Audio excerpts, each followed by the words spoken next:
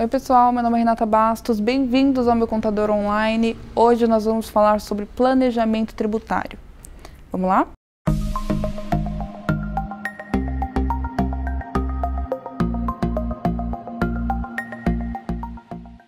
Bom, e o que é o planejamento tributário? Refere-se à análise das operações da empresa, bem como ações que possibilitam a redução da carga tributária de forma lícita. Nós temos um vídeo que fala em relação a essa questão, eu vou deixar aqui nos cards, então, elisão, elusão e ilusão fiscal, você confere aqui, se você tiver interesse, pode clicar que você será redirecionado. Bom, quais são os planejamentos tributários existentes? Nós temos o planejamento tributário conservador, que toma medidas embasado na lei. Refere-se à análise e aplicação da lei de forma literal. Não há interpretações ambíguas ou ações que geram questionamentos. Tudo que é feito através deste planejamento tributário, ele é feito literalmente com o que há descrito na lei. Bom, o moderado refere-se a uma análise mais detalhada. Analisa as leis, assim como o planejamento conservador, mas este planejamento, que é o moderado, ele está aberto a interpretações. Então, em casos de jurisprudência, ele acompanha a jurisprudência, faz consultas com consultorias administrativas, com consultorias jurídicas, busca notas ou retornos de pesquisas, enfim, ele entende a lei, ele analisa a lei de forma geral, mas este planejamento tributário aceita as ambiguidades, se embasa com as consultas, com a jurisprudência e afins, e toma algumas medidas que nem sempre são tão específicas nas leis. Bom, o agressivo refere-se a um planejamento tributário no qual o consultor toma medidas que nem sempre são claras nas leis. Diferente do conservador, que realmente toma medidas somente com o que a lei estabelece, e o moderado, que ainda que tenha ambiguidades, jurisprudência e afins, busca notas técnicas, busca informações, consultoria jurídica, administrativas. O planejamento tributário agressivo não tem como prioridade esse tipo de embasamento. Não é um planejamento tributário imprudente.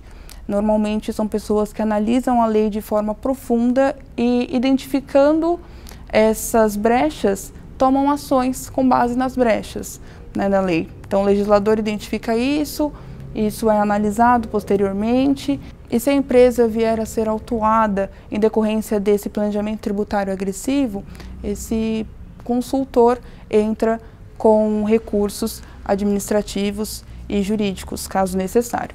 Quais são os principais regimes tributários no país?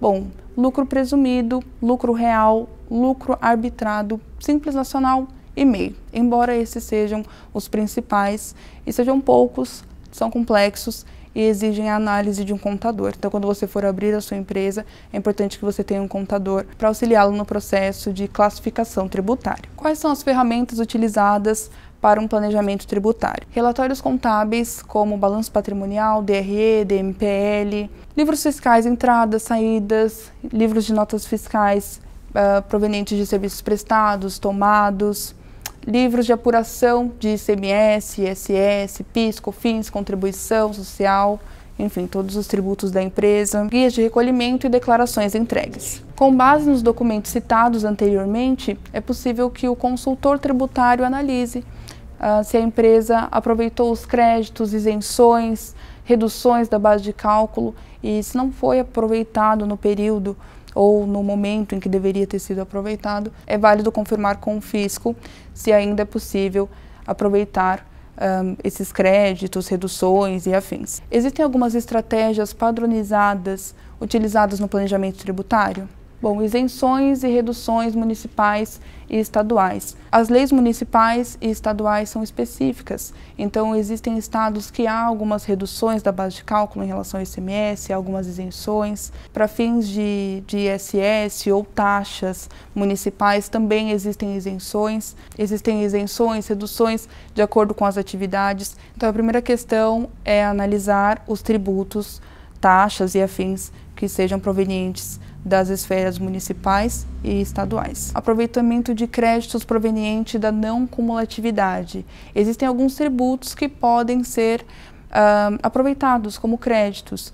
em regimes tributários específicos. Então, para lucro real, você consegue fazer algumas reduções da base de cálculo, existem adições, mas também existem reduções.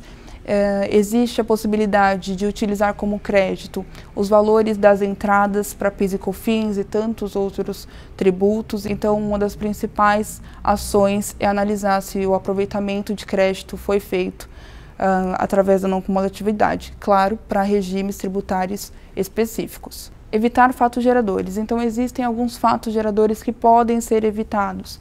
Por exemplo, retirada de prolabore. O prolabore, ele tem incidência de INSS e IRRF. Muitos sócios não fazem retirada de prolabore justamente para evitar esses fatos geradores em relação ao INSS e IRRF.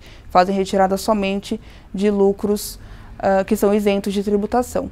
Então, esse seria um exemplo de evitar fatos geradores. Bom, vou pedir ao pessoal deixar aqui na descrição do vídeo o link referente ao artigo. Nós temos esse artigo na íntegra lá no blog do Meu Contador Online. Se vocês tiverem dúvidas em relação à questão, vocês podem deixar aqui nos comentários. Eu sempre leio e respondo, mas se vocês quiserem ver essa questão do planejamento tributário na íntegra lá no blog, você pode clicar nesse ícone que você será redirecionado. Muito obrigada pelo acesso. Até o próximo vídeo. Tchau!